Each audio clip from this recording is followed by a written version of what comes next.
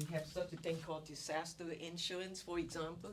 Later on in the chapter, we'll talk about asymmetric information and all kinds of health insurance or auto insurance, so that will be very relevant if you want to, do topics on that. I know one of the staff at School of Business, she rented a house. She did not buy a renter's insurance, so that means everything that was in the flood is all gone, So, anyway,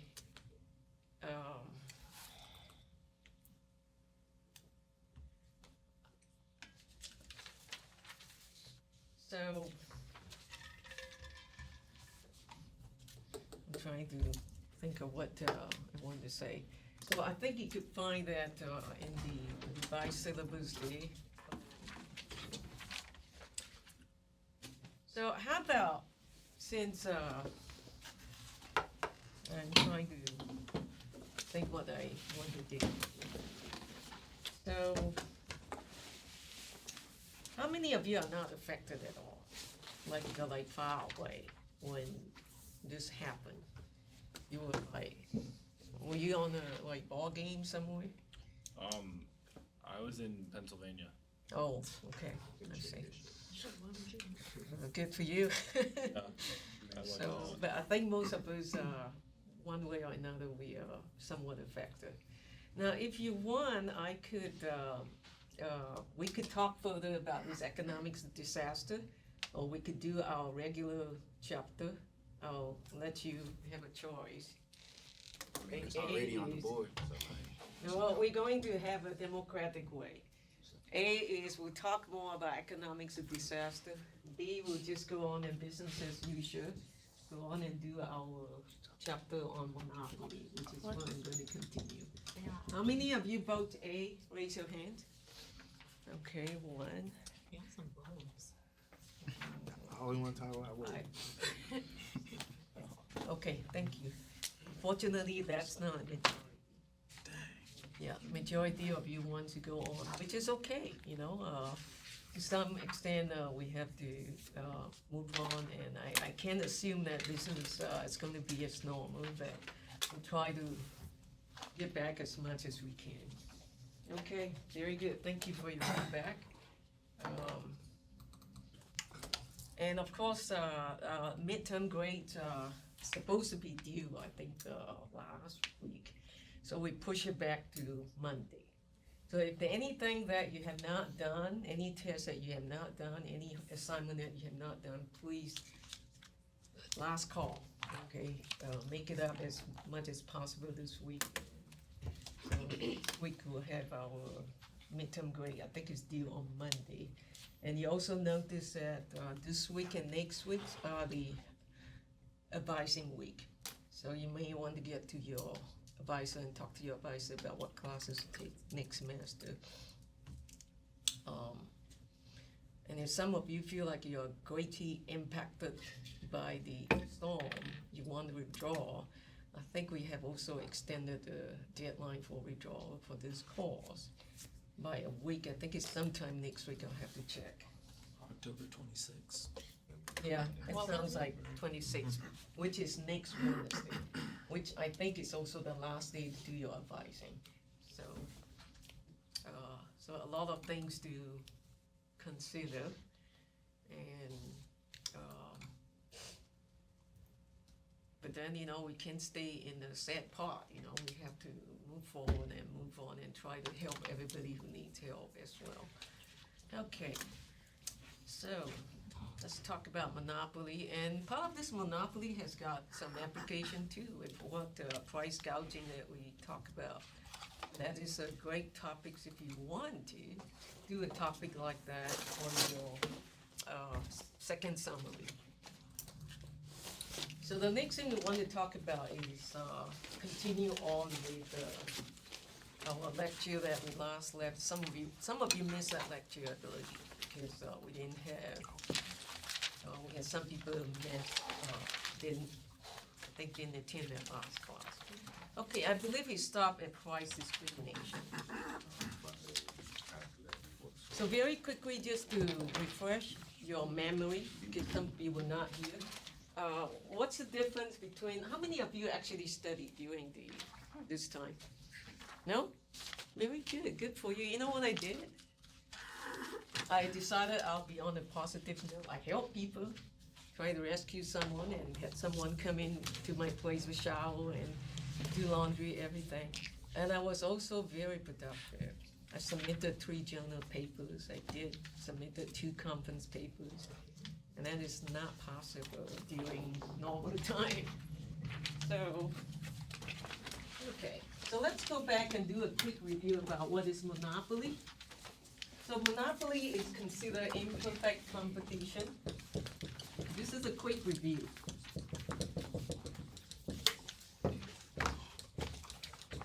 And there are a few features of monopoly. That is you're a price setter. You're not a price taker, but a price setter. And you have market power. And as we have said before, the market power came about because you are able to price it above, let's go back to the other one. You're able to price your product above marginal cost. There it is. So this is a quick summary of what we talked about, up to that last part there. So monopoly is considered inefficient. This is a gist of the whole chapter. The fact that monopoly is inefficient. Well, first of all, because you're a price setter, you have a downward sloping demand curve. You have a downward sloping marginal revenue.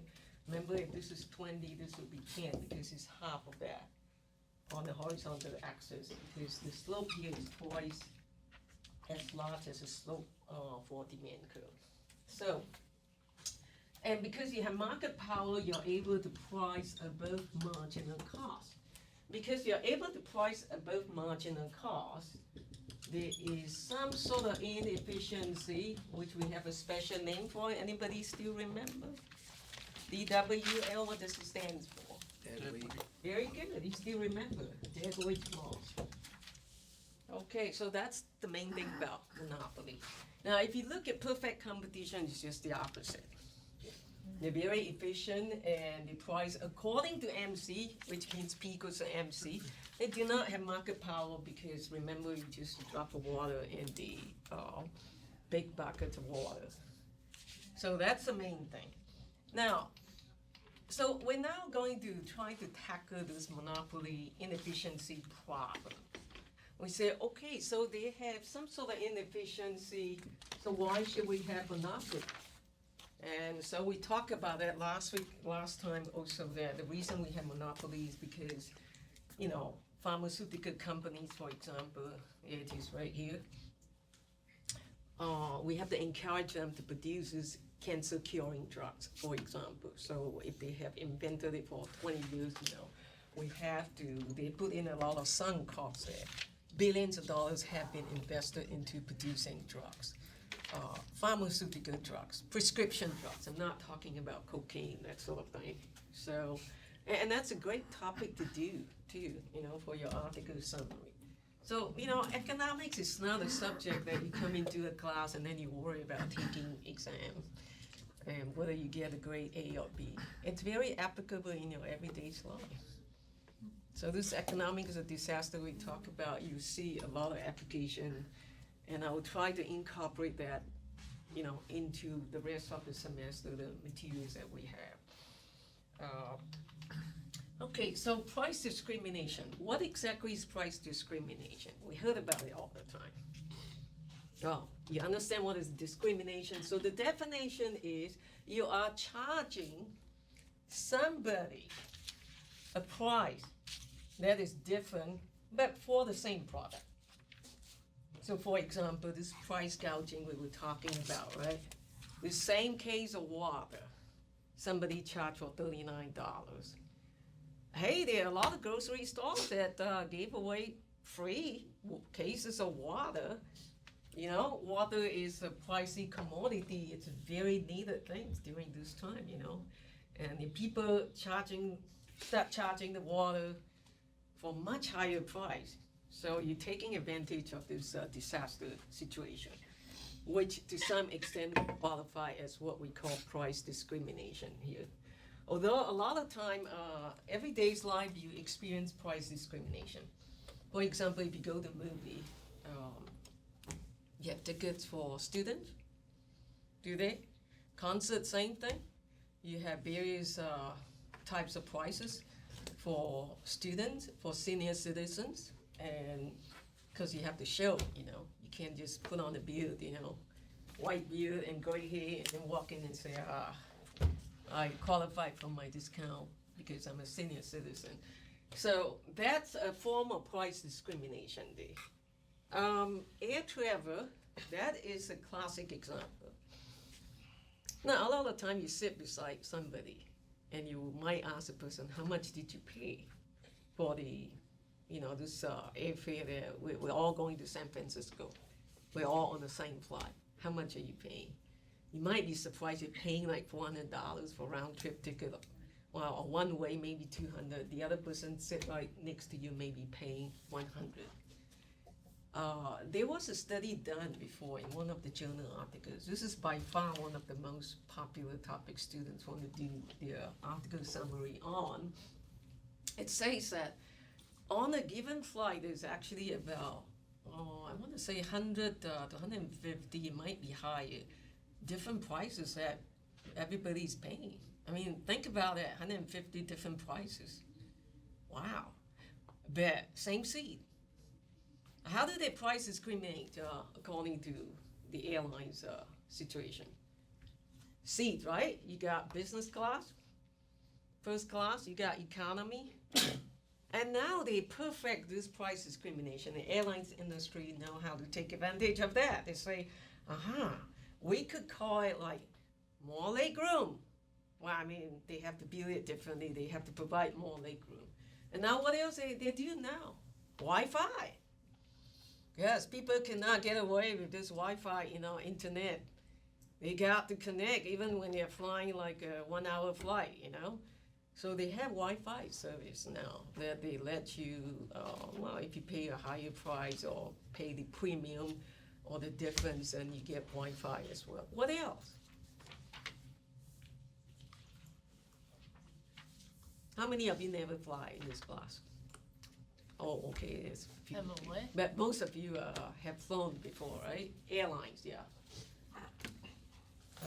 Okay, so let's see what else. Yeah, food, you could say, but that's not so much of that. But now they also have this thing called priority boarding. You could pay a higher price and then you get to board first.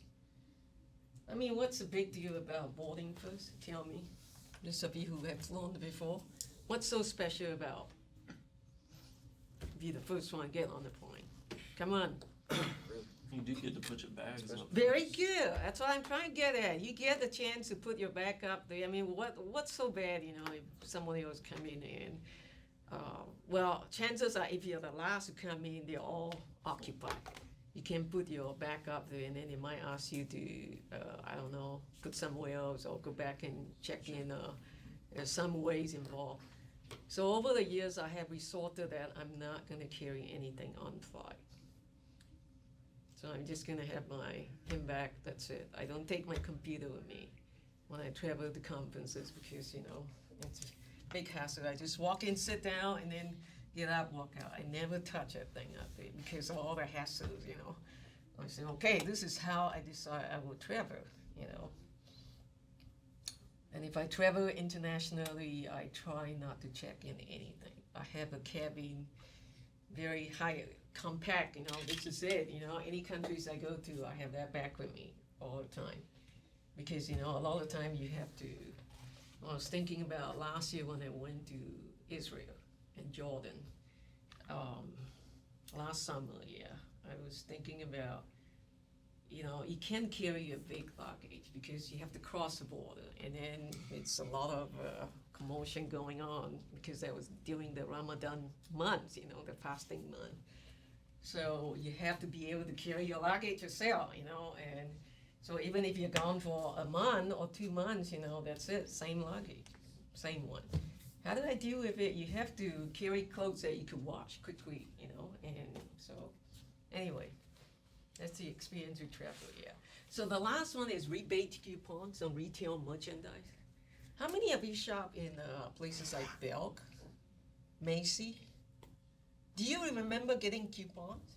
Mm-hmm. Okay, and some people will only shop during coupons time. You heard about this thing called early bird discount, Mm-hmm. right? How many of you can beat it to early birds? Not me. Because early birds mean like usually Saturday morning, like 10 o'clock.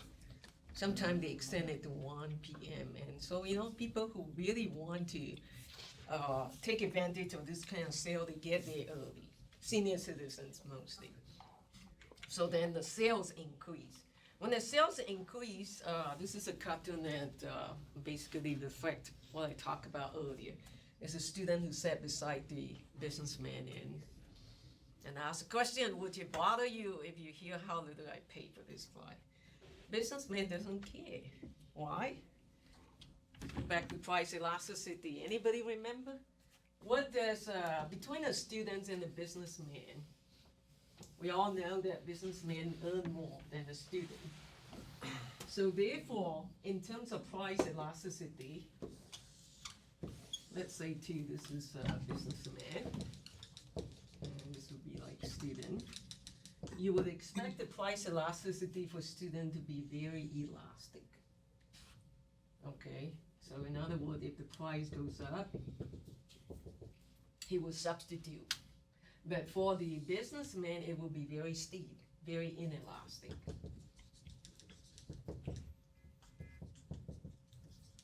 And that's a good application because it means that, no matter what, if the price goes up even substantially, you will still travel. It won't change much of your consumption behavior because you have to attend a board meeting in Chicago or New York City.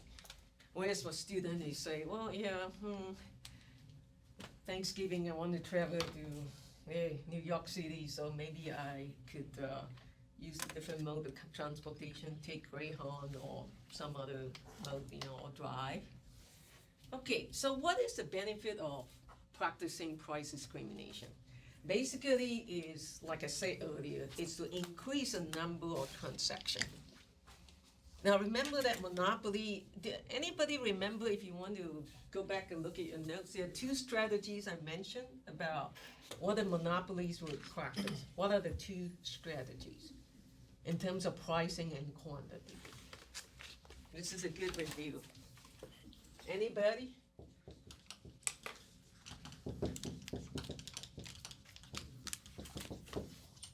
So what kind of price do they charge compared to perfect competition? Higher or lower? Charge a higher. Higher, yeah, higher. So we say that they charge a price above MC, okay? That's the first thing. Well, they are the biggest shark in town, really, so that's what they do. What about in terms of output? They will restrict output. Stingy, in our layman term, we said, now remember that graph that we did, that was so important, I think it's on page, if you have your book with you.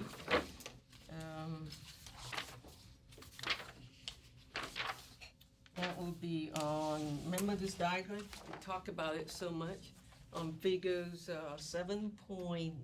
You might want to go back and look at it.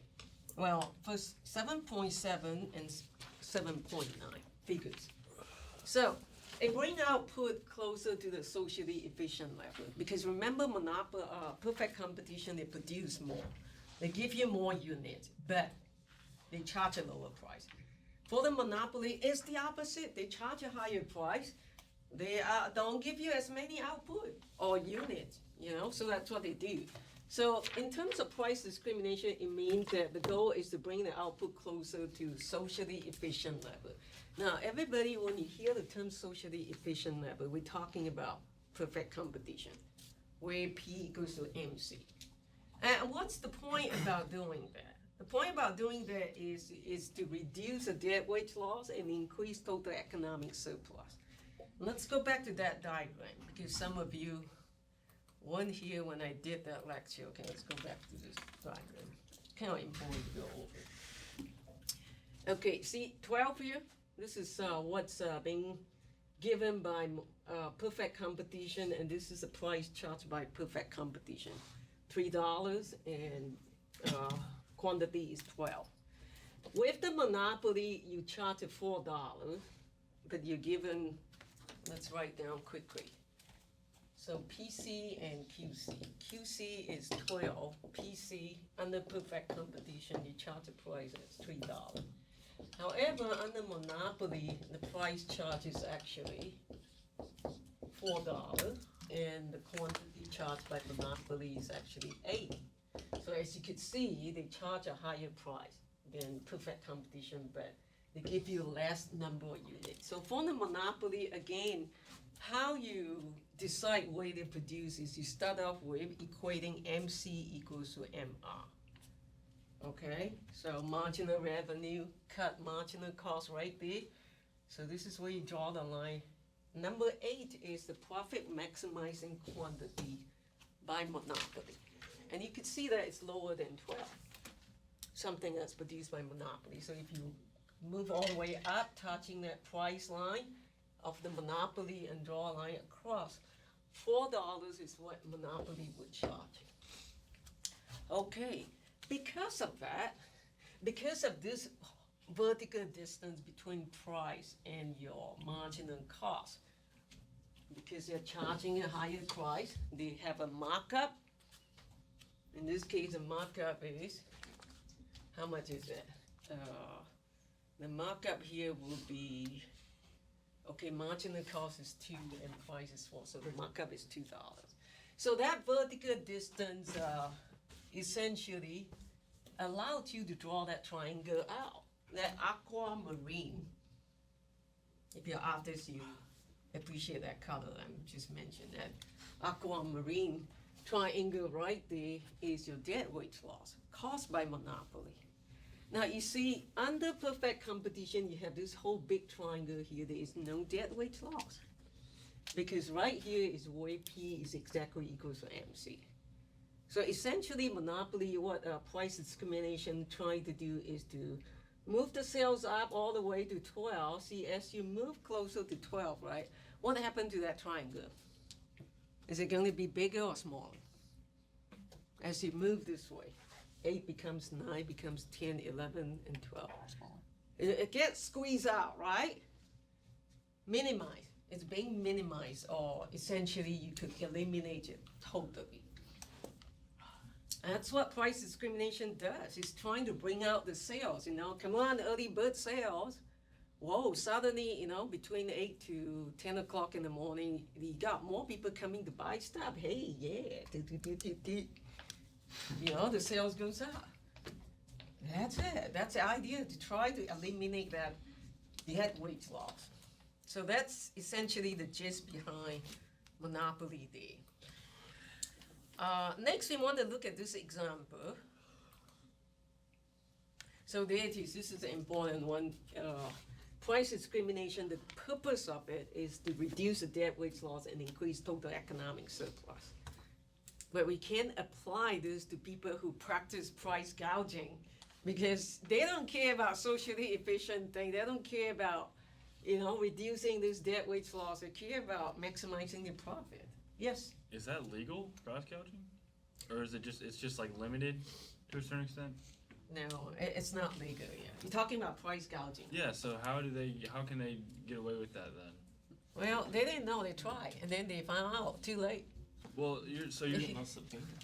I'm sorry? I think they're getting subpoenas, businesses. Yeah, and all. right. 'Cause That's all I I saw said, the yeah. places in Florida were doing it as well. Right. But I hadn't heard about them getting in trouble for it. Well, I think the system would catch up at some point, yeah. Maybe people didn't know until they were being reported, I mean, no doubt there are people who could get away with it. Yeah. There's always a loophole when it comes to law, yeah. Okay, next we want to look at the example. In this example, I encourage you to look at the book. My book is figure, I don't have a figure number, example 7.4. So we're going to talk about a lady, her name is Carla. What's she gonna do? She is, her job is to edit paper for students. Now, I want to say this, everybody here has got your paper back, right? Your article summary. Now, remember that on the last page of your article summary, I didn't have a chance to explain that. You saw all these letters that I put P, C, A, G, D, okay? P is, well, you could go back, these are the grading criteria that we have on the syllabus. So, now remember every single one of you, next to it, I also put 3 stars. The thing, I think it's 3 stars, and then I say something like writing center note is required with final paper. So that's it. That means that when you submit your final paper, there's additional 5%. That if you have a writing center note, and some of you have already produced that this time, so good for you. So if you have that writing center note you attach together with your final paper, you get that 5%. In fact, that 5% is incorporated into that 100% there. A few students, I think maybe about 4 or 5, I would put, instead of saying is required, I use the term highly encouraged. Highly encouraged means if you don't want to go to writing center and get proofreading, it's fine. I will not penalize you. You will get that 5% free anyway. But if you use a writing center, I think it helps you as well, you know, to just get another person to proofread for you. Okay, so this is Carla. She's editing paper. That's her service. She's providing a service of editing term paper. So here comes along 8 students, A all the way to 8. Is that 8? 1, 2, 3, 4, 5, 6, 7, 8, yeah. So 8 students come along and say, yeah, we will pay you a price for editing the paper, and here are our reservation prices. So we rank them from the highest reservation price. Someone's willing to pay 40, all the way down to 26. We rank them according to the highest to the lowest. And then the total revenue, let's see how we calculate that. Total revenue is obtained by taking, anybody remember total revenue? We've done it so many times. That will be P times Q, right? Unit price times the quantity. So in order to serve 1 student, Carla would charge 40. So 40 times 1 is 40. In order to serve 2 students, she would have to charge 38. Assuming that she has this sheet in front of her. If she charged 38 times 2, you get 76. Because she's not practicing, there's only one price, okay? Single price monopoly. So you cannot charge 2 prices. But if you charge $40, you can only serve 1. But if you charge 38, you get to serve 2. And so on and so forth. So 36 will be if, if you want to serve 3 students, you would charge 36 for all 3 students. So 36 times 3, you get 108. So everybody see how I got that total revenue there? Yes? Questions? So let's go back to here. What about 32? What do I have to times to get 160? Yeah, Richard. What do I have to times to get 160, 32 here? That will be how many? 5. 5, you're right. 1, 2, 3, 4, 5. 32 times 5, you get 160. Okay?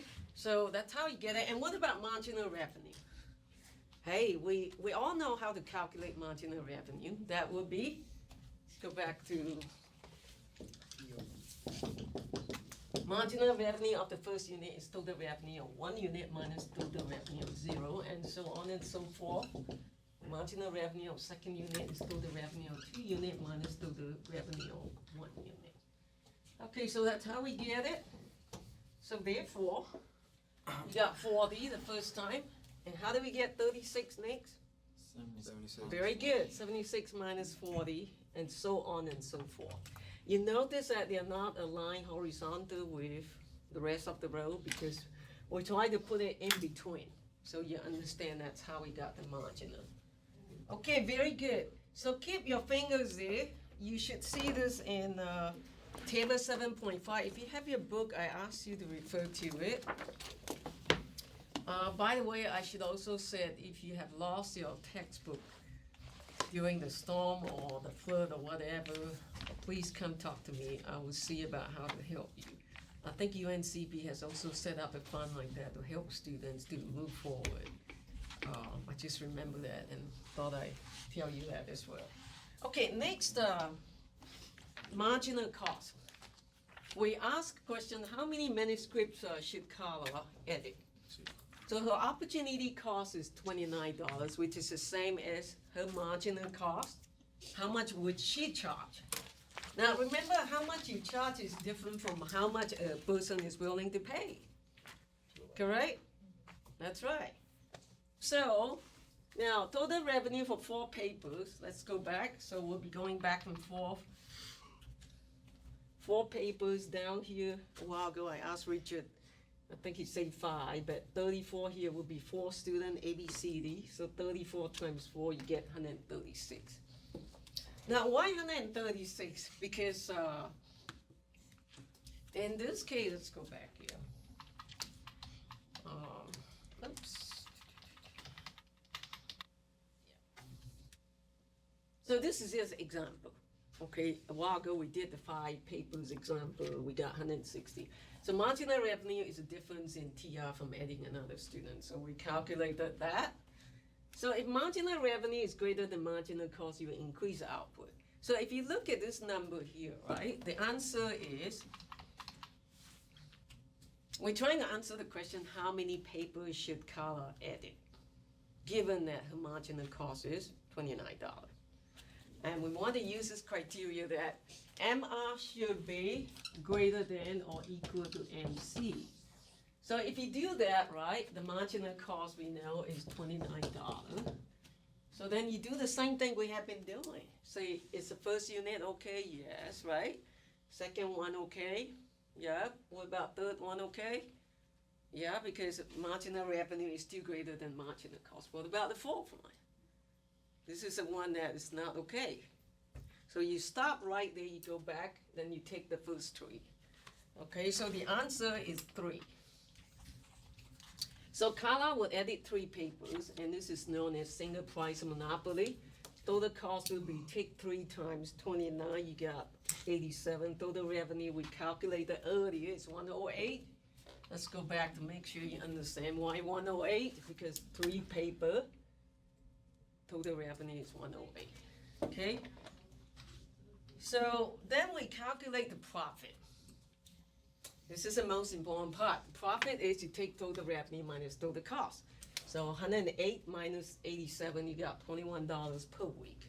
So I'm gonna write, do a table here. So please, this is not in your textbook. So please write this down. This will help you understand the scenario we're talking about. So we have a single price monopoly, which is our case 1. Okay, in which you would, your quantity would be 3, and then your profit will be $21 per week. And then we're gonna look at 4 more scenarios coming up. So we're gonna compare them, okay? So this is called single price monopoly. So next we say, what is a socially efficient? Very important economic term, number of papers for her to edit. So again, let me ask you again, a while ago I mentioned that every time I say socially efficient, what market structure am I referring to? The very first one we studied, benchmark, which is perfect competition, okay, that's what I mean. So according to perfect competition, you charge according to, correct?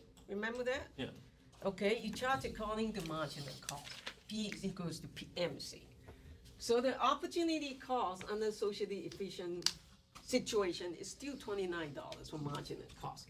But you have to charge the same price for everybody. So if you do that, let's go back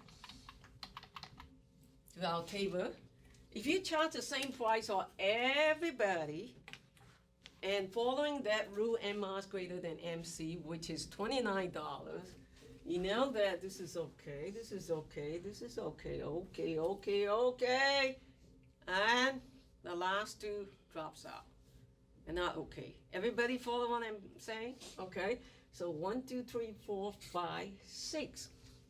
So under the socially efficient solution, you would serve 6 students. Here it is.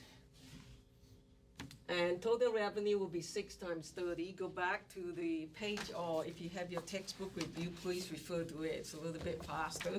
Keep your fingers there. So total revenue is 6 times 30, 180. Total cost will be $29. Marginal cost times 6 units. You got 174. Take the difference. Now, we realize that in this case, you will serve 6 students. Hey, the number has gone up. But look at the profit. The profit is only $6. What can I say? You're not monopoly, you're perfect competition. And remember, this perfect competition is the same as, please write this down, socially efficient. Because we know that monopoly is considered inefficient. Okay. Next, she's going to practice price discrimination next. This is the first time we introduce price discrimination. And then we say that if Carla can practice price discrimination, how many people should she edit? This is very interesting. How would you do this one? This means that she has some sort of, assuming that she has some sort of foresight. And she knows everybody's reservation price in advance. So she's going to charge them accordingly. And this is what happened. It's just like I set up a table here, maybe today, 11 o'clock before you came in, I said, and Chris, when you walk in, I'm going to ask you, how much are you willing to pay for today's class? You're afraid to offend me, so you whisper in my ears, 25 cents. Oh, no, I'm sorry, yeah. Higher than that, right? Okay, $10, how about that? Well, some of you might say 25, so everybody whisper in my ear, and then I kind of like, okay, I remember, or I may jot it down, and then I rank you like that accordingly, anonymously, right? And then I'm going to charge you according to the willingness to pay, how much you're willing to pay. If you're willing to pay 25 cents, I charge you 25. If you're willing to pay $25, I charge you 25. So if that's the case, how would that change the whole scenario? So there it is, the reservation price. You saw it, second column. She would charge like this, 40, 38, 30, 36, 34, 32, 30. That's it. She cannot go beyond that. Because that's the same deal here. Because the marginal revenue has to be higher than marginal cost. So she could do about 6 of them, A to F. So again, 40, 38, 36, 34, 32, 30. So if you add all up, you should get 210. That's the total revenue now, because for each one of them, the price is different. It's not uniform anymore, because this is price discrimination. So economic profit, again, total cost is the same, 6 times 29, 174. Look what happened. The economic profit is now 36. Look at that, that's the highest, and here you still serve 6, and this is price discrimination. And then we say, in real life, it's very hard to practice price discrimination, because you have to know. I have to know what Chris is willing to pay in advance. And he might lie about it. He doesn't have to tell me the truth. So there is this element there, okay? So what happened here is, if you want to perfectly discriminate everybody, that is actually considered efficient. This is the beauty of the monopoly. Let's go back and look at this. So remember earlier we said your total economic surplus is consumer surplus plus producer surplus, right? Now in the case of perfect price discrimination, PPD, excuse me, there is no consumer surplus. This becomes 0.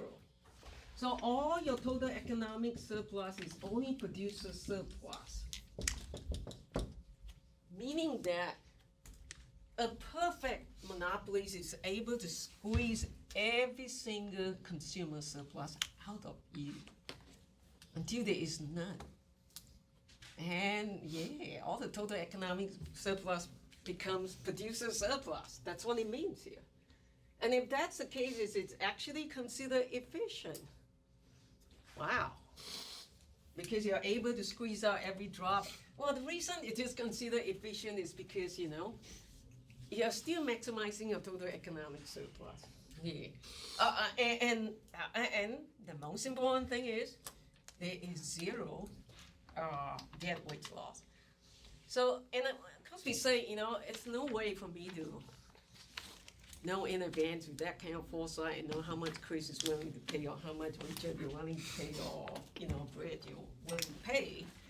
So what people do is they say, well, we got limitation. Seller does not know each buyer's reservation price. That's what I just said.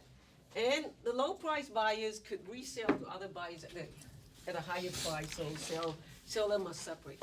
This is like walking into the movie theater. You disguise as an old person. So you bought out 10 or 20 units of senior citizen ticket, and then you come out to the parking lot, pick up all your bills, and drink it, and then you sell it to your friends for higher price. So if you do that, we say it doesn't work. This is called Herder methods of price discrimination. In order to solve that problem, we'll continue this next time. We say we have to practice Herder methods of price discrimination. So we'll continue next time. Okay, well, thank you for coming. I hope you all have a good day.